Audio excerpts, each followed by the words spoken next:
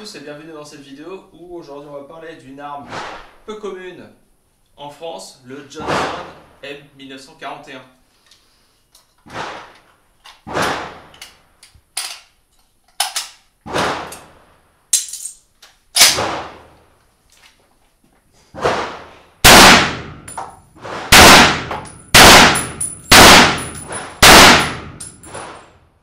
Alors peu commune c'est vrai, et en plus plutôt mal connue, et qui pourtant sera utilisée par les Marines durant la guerre du Pacifique. Et peu connue, ça signifie aussi que je risque d'avoir des soucis pour illustrer la vidéo avec des images d'époque, car elles sont peu nombreuses.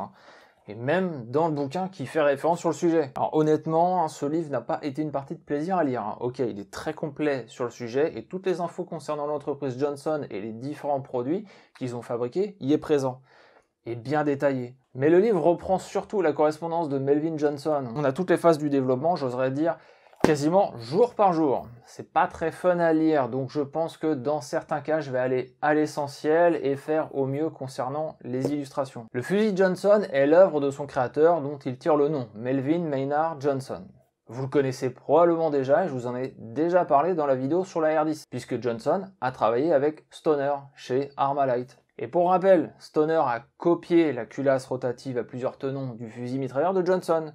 Donc oui, la culasse que vous avez dans votre R15, eh bien son origine provient de Melvin Johnson. Johnson, dans sa jeunesse, n'était pas spécialement destiné à fabriquer des armes. Son père était avocat et sa route était toute tracée pour travailler avec son père. Mais Melvin était depuis son jeune âge très proche de militaires et aimait discuter avec eux de l'armement léger. En 1919, à l'âge de 10 ans, il reçut pour Noël sa première arme, une carabine en 22 LR. Plus tard, il fit des études à Harvard et en même temps mettra un pied chez les Marines en devenant lieutenant dans la réserve. Et ça, c'est très important pour la suite car vous verrez qu'il aura toujours un lien étroit avec les Marines. Donc Melvin finit ses études et commence à travailler avec son père et garde un intérêt particulier pour l'armement léger.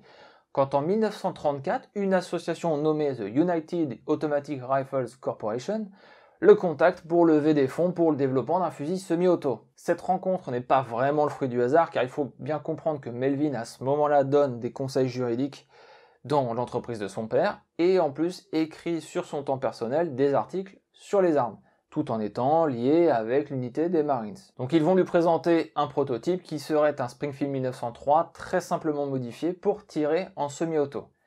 Et ça va tout de suite plaire à Johnson qui va se débrouiller pour lever des fonds, mais pas que, car il va vraiment s'investir dans le projet et dans le design de l'arme. Tant et si bien que la UARC et Johnson vont s'associer pour promouvoir leur concept. Mais en 1935, l'aventure s'arrête là pour Johnson. Il a son travail d'avocat à temps plein et une vie de famille qui commence aussi. De plus, il découvre un peu tard que le concept de l'UARC n'est pas viable et n'a été qu'une perte de temps et d'argent. Néanmoins, en marge de son travail, il continuera à se passionner pour les armes à feu. D'ailleurs, le 9 janvier 1936, date très importante car c'est là que l'armée américaine adopte le célébrissime M1 Garand, un fusil semi-automatique avec des clips de 8 cartouches de 30-06. Ce M1 Garand ne va pas plaire à Johnson. Attention, je parle de la version initiale et pas celle que vous connaissez tous. Si vous regardez un M1 Garand précoce, vous verrez que le système d'emprunt des gaz a une forme vraiment différente. Johnson va critiquer ce point-là en trouvant que cette partie proéminente est sujette au choc et à l'encrassement dû à des résidus de poudre trop importants. Il trouve aussi que le fait que le canon soit entièrement entouré de bois accélère la chauffe du canon. Il critiquera aussi la fiabilité du Garand quand il est exposé au sable ou à la boue, car trop ouvert aux éléments extérieurs. Dans son esprit, il pense qu'une action par court-recul du canon serait une solution aux problématiques du Garand. Il est tranquillement chez lui en train de manipuler la culasse d'un Springfield 1903 quand l'idée lui vient tout à coup. Et si la culasse et le canon pouvaient reculer, une came pourrait soulever et déverrouiller la culasse, et le retour de gaz pousserait la culasse vers l'arrière. Petit problème, si la culasse doit tourner à 90 degrés pour se déverrouiller, la puissance récupérée sera perdue. Il faut donc diminuer cette rotation. Mais diminuer cette rotation, c'est le risque de perdre en sécurité de fermeture de la culasse lors du tir. Il imagine donc une tête de culasse avec plusieurs tenons, 10 très exactement, contre 2 traditionnellement. Non seulement ça augmente encore plus la surface de fermeture et donc de sécurité, mais cela fait gagner en degrés de rotation en descendant à 18 degrés. On peut le dire, la culasse rotative à plusieurs tenons de votre R15 était née. Mais encore faut-il pouvoir tester cette nouvelle idée. 300 $ lui seront nécessaires pour fabriquer un prototype. En gros, Juste un boîtier avec sa culasse et un canon, juste histoire de pouvoir y glisser des cartouches et tester le mécanisme. Et ça a marché. Le mécanisme a bien extrait la cartouche tirée et s'est réarmé convenablement. C'est là où les choses commencent à devenir sérieuses pour Johnson, qui s'imagine déjà pouvoir remplacer le mécanisme du M1 Garand qu'il juge mauvais. Mais la route va être longue et semée d'embûches. Qu'à cela ne tienne, nous sommes en août 1936 et Johnson vient de faire fabriquer son premier fusil semi-automatique complet qu'il va baptiser Betsy. Alors oui, je dis bien a fait fabriquer, car vous comprenez bien que Johnson est à ce moment-là un conseiller juridique ou avocat selon les traductions et qu'il ne dispose pas du tout d'un atelier pour fabriquer ses prototypes. Betsy est donc un fusil semi-automatique qui chambre bien évidemment la cartouche réglementaire, le 30-06, avec un magasin amovible de seulement 4 cartouches. C'est peu, mais il s'agit d'un prototype dont le but est de montrer le fonctionnement du mécanisme uniquement. Au début de l'année 1937, Johnson va réussir à récolter des fonds pour faire fabriquer un fusil mitrailleur. Bah oui, pourquoi pas. Ce FM sera baptisé Emma. C'est quand même incroyable cette époque où on pouvait faire fabriquer sur commande un fusil mitrailleur. Le FM est basé sur le même mécanisme, dispose d'un magasin simple pile de 20 cartouches avec une cadence assez folle de 1200 coups par minute. Chose intéressante et qui fait une fois de plus le parallèle avec la R10 de Stoner, le canon, le boîtier et la crosse sont dans le même alignement. Bon, j'arrête le parallèle avec Stoner ici, je vous renvoie directement vers ma vidéo où je traite du sujet. Alors c'est bien d'avoir développé un fusil semi-auto et un fusil mitrailleur à l'âge de 27 ans, mais encore faut-il trouver des clients. C'est tout naturellement qu'il va utiliser ses contacts chez les Marines pour faire des démonstrations de son arme. Et ça va plutôt bien se passer. Bon, les deux armes restent des prototypes, donc forcément il y a des défauts qui sont remontés. Mais rien d'insurmontable. Bon, à partir de là, je vais essayer de vous résumer un peu la suite des événements pour que ça soit simple, car le livre n'aide vraiment pas à ça. En gros, Melvin Johnson arrête son métier d'avocat et lance la Johnson Automatics Trust. Il fait plusieurs démonstrations dans les années 1937-1938. Il fera fabriquer quelques armes par Marlin, célèbre fabricant aujourd'hui de carabines à levier sous garde, puis plus tard par d'autres fabricants dont je ne mettrai pas le nom ici car croyez-moi il y a déjà suffisamment d'informations à dire. J'ai dit précédemment que les démonstrations se passaient plutôt bien, c'est vrai, mais bien sûr avec quelques défauts sur les armes. Par exemple, il fut reproché au fusil que le chargeur ne tombait pas tout seul du boîtier quand on appuyait sur le bouton, ou encore que la culasse ne restait pas en arrière au moment du dernier tir. Bref, des problèmes mineurs qui pourraient être corrigés ensuite. D'ailleurs, le magasin amovible du fusil semi-automatique fut vivement critiqué. Pourquoi ? Eh bien, à l'époque, il est jugé qu'un chargeur amovible coûte bien plus cher à produire qu'un simple clip, ce qui est vrai en soi. Et qu'en plus, le chargeur proéminent empêche de porter l'arme à l'épaule, à cause du chargeur dans le dos. Ce serait même pour ça que finalement le M1 Garand utilise des clips. Et puis les clips c'est plus simple et léger à porter et donc l'emport en munitions est plus conséquent. Johnson va donc s'atteler à imaginer un autre système et il va s'inspirer du magasin rotatif du Krag-Jørgensen, alors en service dans l'armée américaine, avant le Springfield 1903. Quel intérêt à aller chercher une idée dans ce système rotatif qui semble complètement dépassé ? Eh bien l'arme permet d'être chargée et déchargée sans toucher à la culasse, et ensuite cela n'empêche pas d'utiliser les clips si une lunette est montée sur le boîtier. C'est finalement un bon compromis. On arrive à l'automne 1938 et le fusil de Johnson est dans sa version finale avec le magasin rotatif qui permet l'insertion de 2 clips de 30-06 avec donc une capacité de 10 cartouches, ce qui est toujours 2 de plus que le M1 Garand. On note que le canon est nu, car pour Johnson, cela permet de refroidir plus facilement l'arme. Johnson continue les démonstrations dans différents camps militaires afin de promouvoir son arme. Cela prend du temps, mais petit à petit, il se fait connaître, notamment par des magazines spécialisés dans les armes à feu. Son arme est remarquée et une première série de tests officiels en 1938 sont faits par l'armée. Bilan, arme rejetée. Et c'est sans surprise, l'armée vient d'adopter 2 ans plus tôt le M1 Garand. Il semble donc incongru de vouloir adopter un second fusil semi-automatique, qui fait finalement quasiment la même chose et n'apporte rien de particulier par rapport au mode de production du fusil. Quand bien même le fusil de Johnson est un peu supérieur au M1 Garand, il ne révolutionne rien. Et pire, il n'est pas développé par un ingénieur de chez Springfield. Et ça, Johnson va plutôt mal le prendre. C'est à partir de là que la presse va s'en mêler. Il y aura les pro-Garand et les pro-Johnson. Alors pourquoi la presse s'en mêle ? Eh bien, quoi de mieux pour vendre des journaux qu'un scandale militaire sur l'adoption de la nouvelle arme du fantassin américain ? En clair, la presse va mettre en avant que les tests du M1 Garand ont été mal faits et que les dés étaient jetés d'avance et que l'adoption de ce fusil est une erreur. Erreur qui pourrait être corrigée avec le remplacement par le fusil Johnson. En plus, de nombreux militaires, surtout des Marines proches de Johnson, abondent dans ce sens et ne sont pas satisfaits du Garand. à tel point que des rumeurs courent que les 35 à 40 000 premiers fusils Garand sont montés avec des canons défectueux. Gagner l'opinion populaire via la presse, c'est bien, mais ce sont encore les généraux de l'armée qui décident. Et concrètement, ils vont plutôt mal prendre ce genre d'article, car ça signifie simplement que soit ils sont des vendus, soit ils ont mal fait leur travail de sélectionner le M1 Garand. Malgré ça, un second test sera fait en décembre 1939, et sans surprise, ça va mal se passer. En gros, ce qui est reproché, c'est que le fusil est un poil trop lourd, que la baïonnette est difficile à utiliser, le recul trop violent, le magasin trop fragile, etc. Pour Melvin Johnson, ça ne fait aucun doute. Les militaires ont tout fait pour refuser son arme. Mais c'était pas étonnant vu le mini-scandale qui avait éclaté peu avant. Eh bien Johnson ne va pas s'arrêter là et carrément faire appel à des membres du Congrès américain pour voter à l'adoption de son fusil. Je vous la fais courte, mais même en tirant quelques ficelles à droite et à gauche, le texte sera refusé. Et pourtant il y aura même encore un nouveau test, cette fois-ci en mettant face à face le fusil Johnson et le M1 Garand pour voir lequel est le meilleur. Mais rien n'y fait, la machine est lancée. Le Garand continue à être produit et la possibilité de vendre son arme à l'armée américaine est définitivement terminée. Il lui reste donc le marché civil et le marché international. Johnson avait déjà été en Europe faire des démonstrations de son fusil en Angleterre, aux Pays-Bas et même en France. Mais peu de monde était intéressé, sauf les Hollandais. Ils vont être intéressés et placer une commande pour 10 200 fusils et 500 fusils mitrailleurs. C'est bien, mais le problème c'est que l'entreprise de Johnson n'a pas d'atelier de fabrication. Pour l'instant, il ne s'agissait seulement que de quelques armes fabriquées par des sous-traitants et c'est tout. Ils vont donc investir dans des bâtiments à Rhode Island et commencer doucement la production des armes et c'est là que le fusil sera nommé Model of 1941. Il y a encore quelques petites modifications techniques, mais je vous épargne les détails. Les fusils Johnson ont donc d'abord servi auprès des troupes coloniales des Indes néerlandaises contre les Japonais. Ces derniers en captureront d'ailleurs une grande quantité. Johnson va continuer à essayer de vendre son fusil, mais sans trop de succès, malgré des démonstrations qui ont l'air de bien se dérouler. Si l'armée américaine lui avait fermé les portes, il lui restait les Marines. Alors oui, c'est étrange, mais en 1940, les Marines n'ont toujours pas choisi officiellement le M1 Garand. Le Springfield 1903 reste l'arme de base du fantassin. Ils vont donc tester le M1 Garand, le Johnson M41 et le Springfield 1903.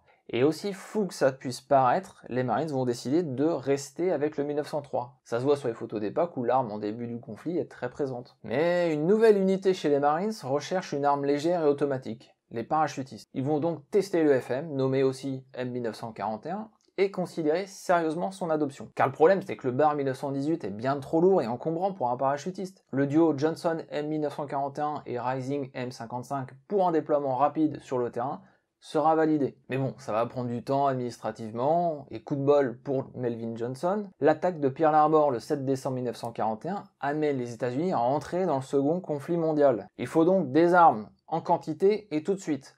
En clair, cela permet aux parachutistes chez les Marines d'adopter des fusils FM Johnson, car ils peuvent argumenter que les fusils mitrailleurs Barr ne sont pas disponibles, comme les M1 Garand. Et si je vous dis ça, c'est que normalement les Marines n'auraient pas eu le droit d'adopter ces armes. Bon, d'une part, car l'armée avait un grip avec Melvin Johnson, à cause des accusations de la presse sur le M1 Garand, mais ensuite, simplement car les Marines sont comme une sorte d'annexe à l'armée, le corps principal, et qu'ils sont dans l'obligation d'adopter uniquement le matériel disponible dans l'armée. Ok, ils pouvaient refuser d'adopter le Garand et de conserver le Springfield 1903 si cela leur chantait, mais s'ils voulaient un fusil semi-automatique, ils n'avaient pas le choix que de sélectionner le Garand. La nécessité faisant loi, les paras auront donc le FM et le FSA M1941. Alors pas de quoi se réjouir non plus car les quantités livrées sur le Pacifique seront quand même très faibles. Les Marines auront 750 fusils Johnson et bien moins de FM Johnson, j'ai lu une vingtaine seulement. 20 400 seront livrés aux Hollandais et 1000 armes seront fabriquées pour le Chili, chambrées en 7 mm. Donc oui, le fusil Johnson, c'est seulement 21 400 exemplaires produits durant le second conflit mondial, ce qui en fait bien évidemment une arme particulièrement désirable pour un collectionneur aujourd'hui. Mais alors pourquoi la commande des Marines n'était pas plus élevée? Eh bien déjà, ça ne concernait que les parachutistes. Et ensuite, dès 1943, les livraisons sont arrêtées net, car ça y est, la production du Barr 1918, dans sa version A2 bien évidemment, est lancée à fond, et peut couvrir les besoins de l'armée et des Marines. Et comme ces derniers sont toujours pieds et poings liés avec les décisions sur l'adoption ou non de telle ou telle arme, eh bien, fini le Johnson. Globalement, tous les Marines vont rendre leur fusil FM Johnson. Il n'y aura que 1 ou 2 contre-exemples de soldats qui gardera fièrement son fusil Johnson jusqu'à la fin du conflit. mais ça reste anecdotique. Et pourtant, les retours sur le terrain de l'utilisation de ces armes est plutôt bonne. Bon, ce n'était pas parfait bien entendu, mais les armes de Melvin Johnson se sont révélées être tout à fait aptes au combat. Personnellement, ce que je peux en dire, je n'ai pas du tout aimé l'insertion des clips. On a essayé plusieurs fois et il m'a été impossible d'insérer 2 clips dans l'arme. Alors ça vient peut-être de mes clips car il s'agissait de vieux clips en mauvais état, mais même cartouche par cartouche, c'était très pénible.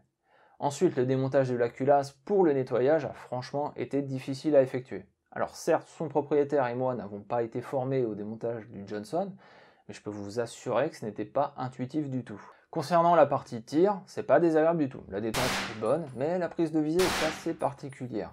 Plus étrange, lors du tir, l'arme lève énormément du côté droit. Sur la trentaine de cartouches tirées, on n'a pas eu d'incident de tir. Pour revenir à l'utilisation durant la Seconde Guerre mondiale, on retrouvera une utilisation assez importante des FM de Johnson dans, tenez-vous bien, le corps expéditionnaire français. Et oui, durant la campagne d'Italie, les troupes algériennes et marocaines auront récupéré 1380 FM très exactement. Alors il s'agit de la version améliorée du FM M1941, soit le M1944. Ça peut surprendre qu'un FM en 3006 ait été confié à ces troupes, mais assez crédible puisqu'elles sont équipées du S-17, d'M1 Garand et de mitrailleuses Browning 1919. Bon, c'est bien tout ça, mais vous voyez bien que ce n'est pas en fabriquant 21 000 fusils et quelques fusils mitrailleurs que cela va faire tourner l'usine de Johnson. Son nouveau FM, le M1944, sera de nouveau testé par les Marines, et il l'aurait potentiellement adopté.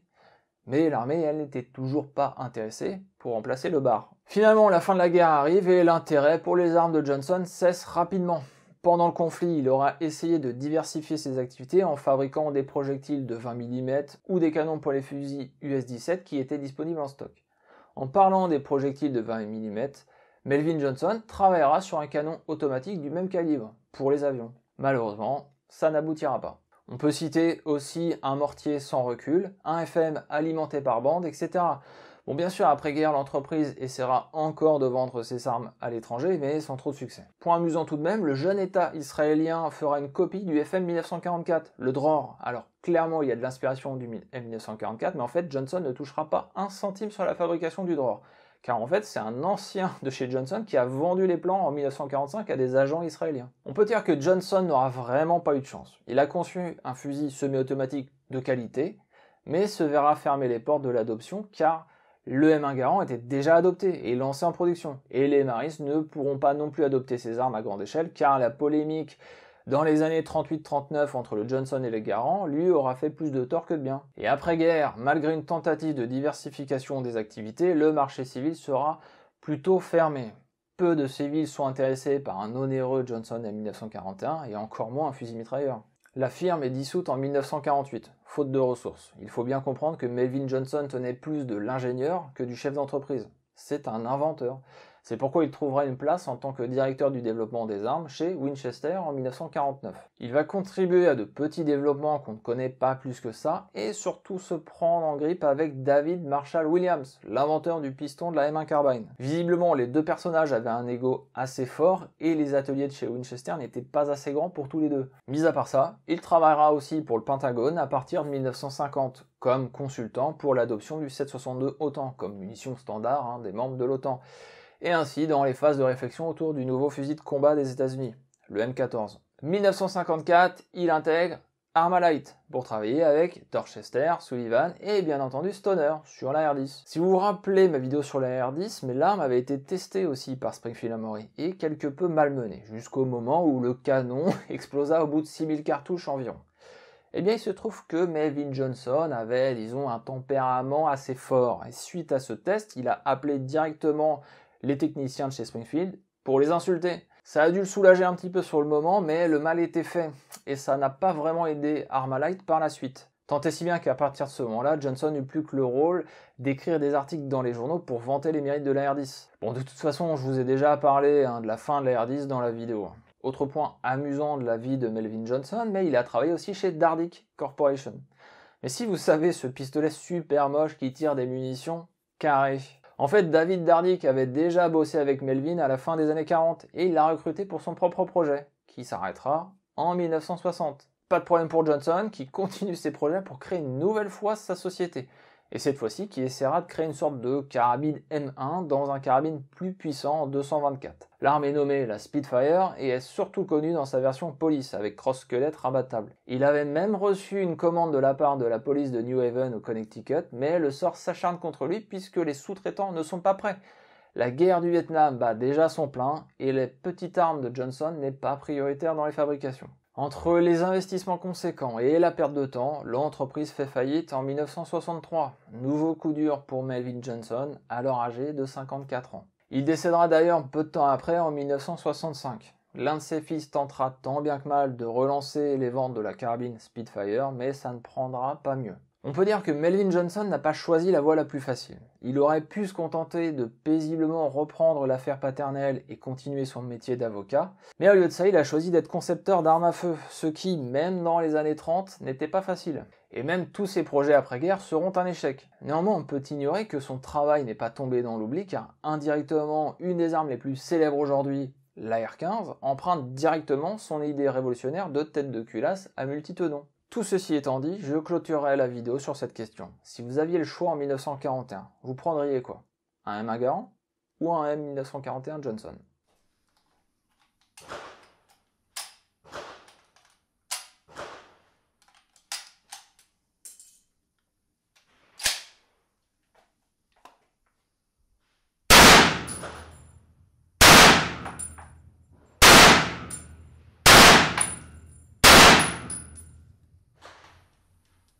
Voilà, la vidéo touche à sa fin sur ce rarissime fusil Johnson M1941. Merci à son propriétaire de m'avoir fait essayer cette arme. Merci au stand de tir pour l'accueil et de m'avoir permis de tourner ces images. N'hésitez pas comme d'habitude à liker, commenter et partager, ça aide à soutenir mon travail. Et à très bientôt.